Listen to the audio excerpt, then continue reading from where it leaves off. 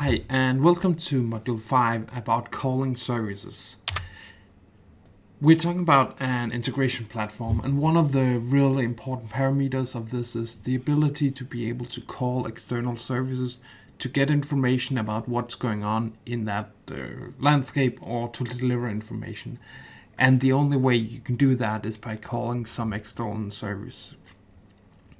There are a few ways that you can call services on. I'll just cover this in this section. And so there's both external and internal, and we'll cover both of them. External is outside of the PI or outside the flow, and internal is inside of the flow. Whenever you are doing a call, there must, at least for these, be the external, there must be a receiving call for it, or receiving system for it. So for the external calls, we have three different types. We have the request reply, which is, I guess, the normal way of dealing with these things. This is where you're saying, hey, we're sending some data, and once you're getting the data back, you would replace it and insert the data there. Then you got the content enricher, and the content enricher is where instead of inserting or replacing your existing payload, it will replace that specific or insert it into a specific part, or just insert it as a multi-mapping. And then for some scenarios, if you have a send or mail or SFTP, you can also use a send step that will just deliver the message without really caring and using response to anything else. Just, I guess the content enricher is probably the one you'd use the least.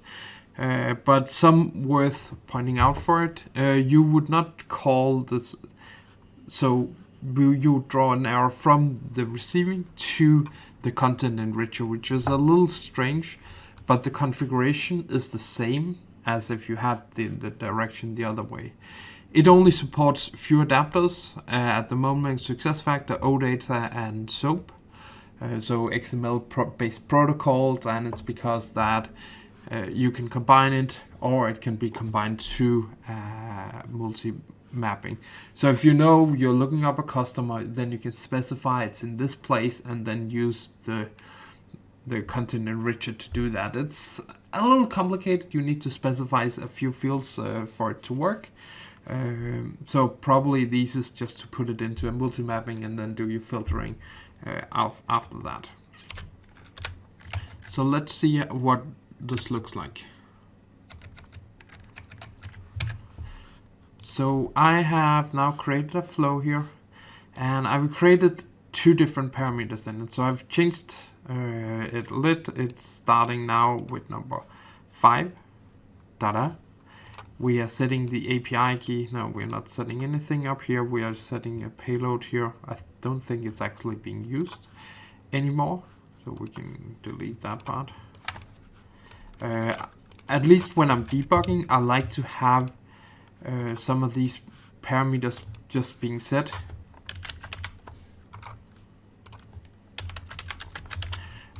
Because then I can see what the data is in each of the different steps we have. So we have a request apply thing here, and the way you would create this is, let me just copy this one, delete it. So you would simply collect here, connected, select that this is an HTTP communication channel. We would insert the URL here, and as we did before, you probably want to externalize this. So you would just say Northwind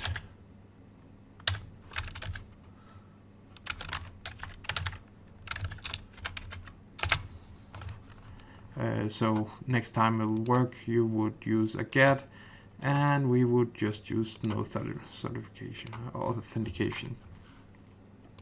So this will take the message, call it, and oh yeah, we have our payload in here. So we want to see that this payload gets replaced by the data up here. Then we have a content modifier here, where we're also just setting a step information. And then we have called this one. Here I've used the OData service. And this is pretty interesting how this works. So let me just create another connection where I would show you how that's done. So I'll just create a new receiver here. I will create a local call content enricher, and then you take from the receiver here and drag it to up here. You would need to use the OData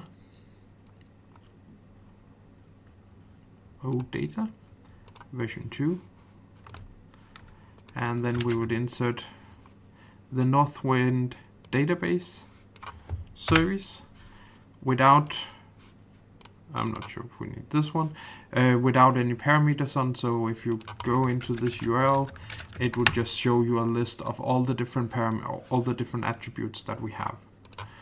So now we need to figure out what kind of services we have, and for this we can go here to the select. Here it needs to select what are the source, where does it have information. So if you've specified anything, you can go here, and then it will do a query, download this file, and then you can actually see what are the payloads we have. So let's just take orders. We want the customer ID and date for these orders. Top 10 orders maybe. Let's see. So this would then create some XSD data for this, a query, a list of messages that we need, processing time, how many pages. So this is actually all we need to do. Then up here we have our option here to say combine, or we can say enrich. And if you say enrich, we need to specify some path for these values where it can then insert that specific content. So depending on the structure, if you know a specific element and a value in that one, you can then combine them deeper down. So I'll just save this as a version. Let's try to deploy this and see if this works. So it is deployed successfully. So if we're running this, we should see that there should be a few multi-mappings, because we're making 3 different calls and each of them are getting some payload back.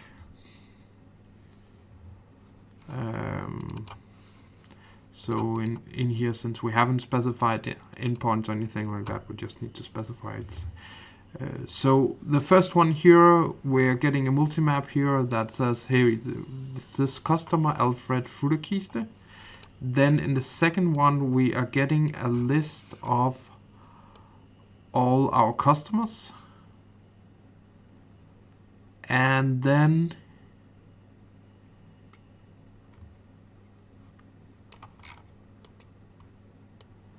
we should get the last 5 orders in the last multi-mapping. So with this, we can actually combine a lot of structures in an easy way. And if we just put on the trace, set the iFlow into trace mode, it will be a little easier to see what's going on in it. Trace. Oh.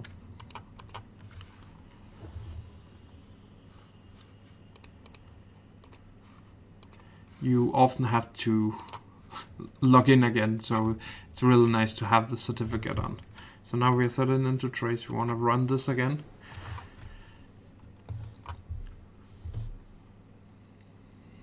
And then let's see what are the payloads that we have.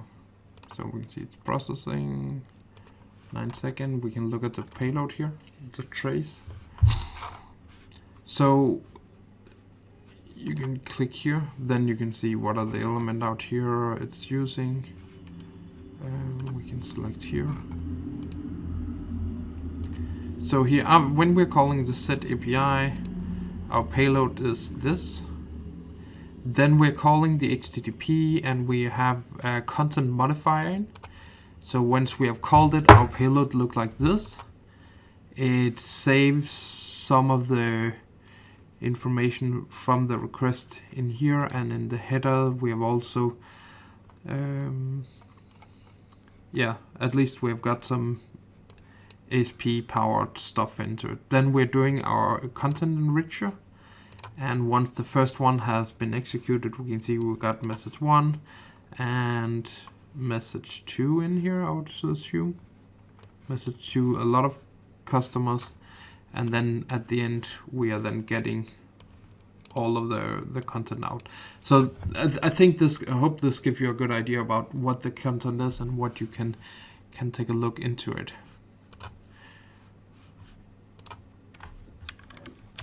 So the next is local calls, and it is a way of making subroutines, that something you want to call and organize your flow in a different way, or ensure that you can call from multiple locations. Then you can move it into a local flow and then make a call inside of that. The other option is you have the option to do looping calls. And with looping calls, you have the option to, well, run for 10 iterations or do it as long as a condition is true. This is for processing. I've been using it for a wait step that called the service. Did the response go okay? If we need to wait, I have put in a Groovy script that was waiting. Not ideal, but at the moment that's the only way you can do it, as I've found out. And then it'll check again after 5 seconds. Is the service okay? Yes. Then it will get the data and continue processing it. There's also another way. If you have like an XML document you need to split, we will take that in a later module.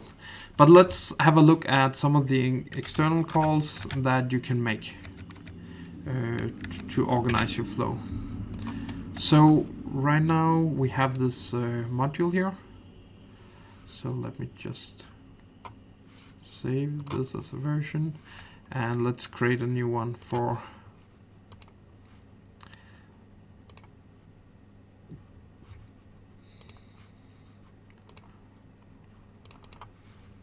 so we'll just create one that's called copy 5.2.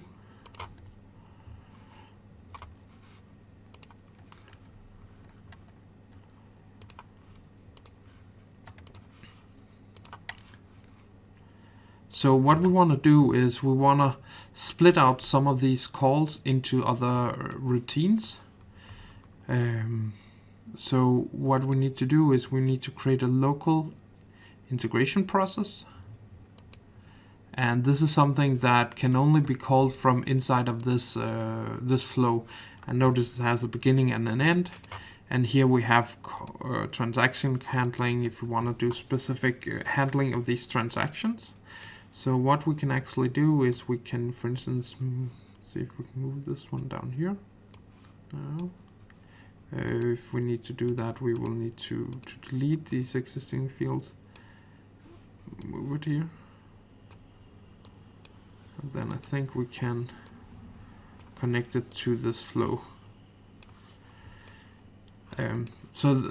That's probably the way you do most. You would have created some code, and then you say, okay, now we need to move this out because I want to call this 2 times. And instead of creating the same logic multiple times, you can just put it in here. Then we need to call this, and here you got this local calls. You got 2. You got a process call, and when you're calling this, just put it into the flow and skip the last one here. It doesn't add any value. So when you have it here, you can select what are the process that it should use, and it only have one at the moment. So this would be called with the same payload as we already have. So let me just also just add a content modifier here. So we have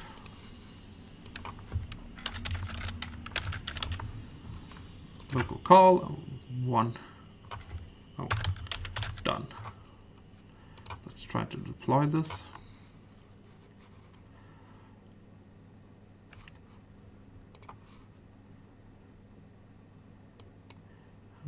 just wait. It's deployed. It's 5.2, 5.2. And this will call the service, and hopefully we will see the same result as we saw before.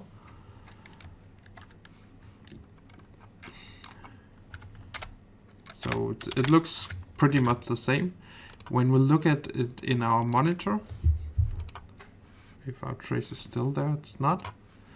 Too slow.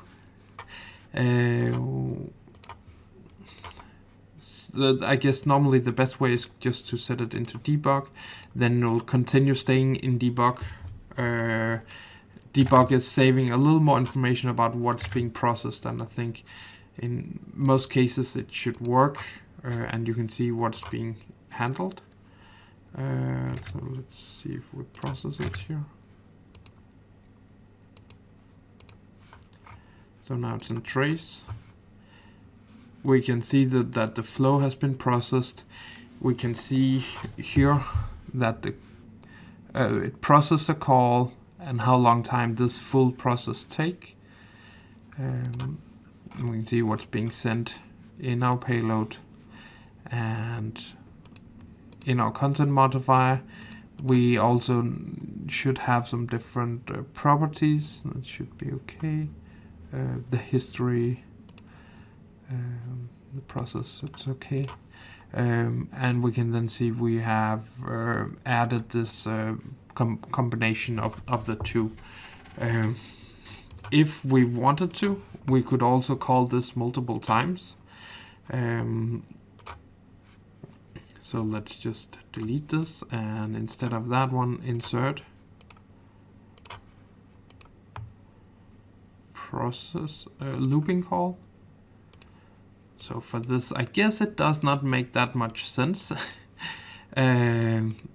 So we would then specify what process we want to call.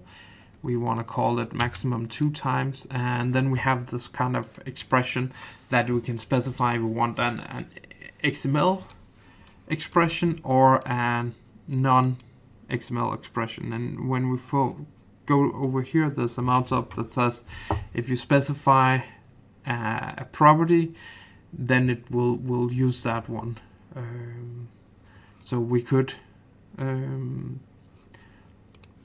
so we'll just we set one up here. I guess that step equals to step.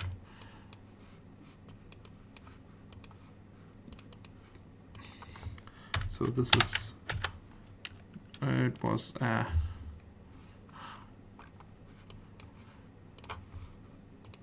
header. Step equals step. So as long as it's equal to step, maximum 2 iterations, and let's see what's going on. Let's do 3. And then let's see if we can just limit this one to page size.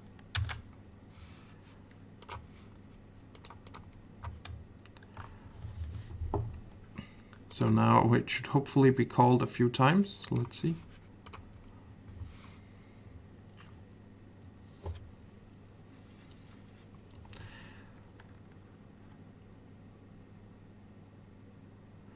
And in the beginning, you definitely don't want to be specifying too many calls here, because yeah, an infinitive loop does make some strange things, and you'd have to open an OSS for it. So it's a good thing it will just come back with an error saying, or with some strange data, and you would be able to see what was going on. So let's just check the response here. So we got one multimap coming back. So let's see. So it's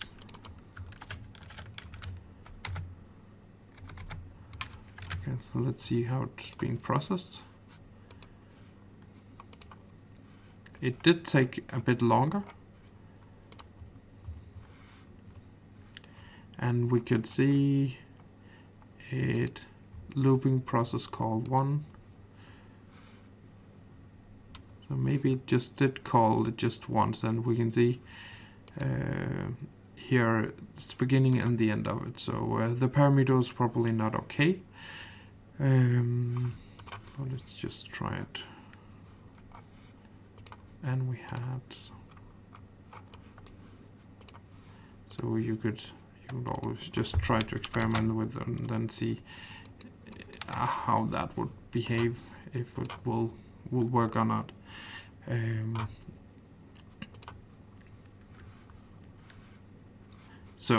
Yeah, it's the thing you can test and just experiment with is always the best, just to ensure that you get the right parameters for these things the fast way. So it will take a little while, and with some of these OData, some of these services, it does take a little while getting to use these things. But I think at least for learning these OData, and I will look a little more on OData services also in some of the later chapters, as I recall it. So let's see. Now it just take a little while. And actually one of the cool things is you can see here that the status is processing for 4 seconds, and here we can see it starts the looping call, starts it again, and then I guess starts it again here, and finishes. So yeah, it's useful. It is providing a lot of value, and you can use it for handling your processing and ensuring that something would run for expected period of time until you get a status that is true, and then you can do something with the result. And the part about local processes makes a lot of sense, because you can organize the structure. You can call the same, have multiple flows, call the same thing, and if you have a lot of repetitive things, it's a good idea to specify it there. There is an other option also, if you at least just want to have normal calls, that's using the process direct adapter, which works a lot like the same adapter. The only thing you specify is just a global URL in your send step, saying send this message to it, and it will process it then. Well, thanks for watching.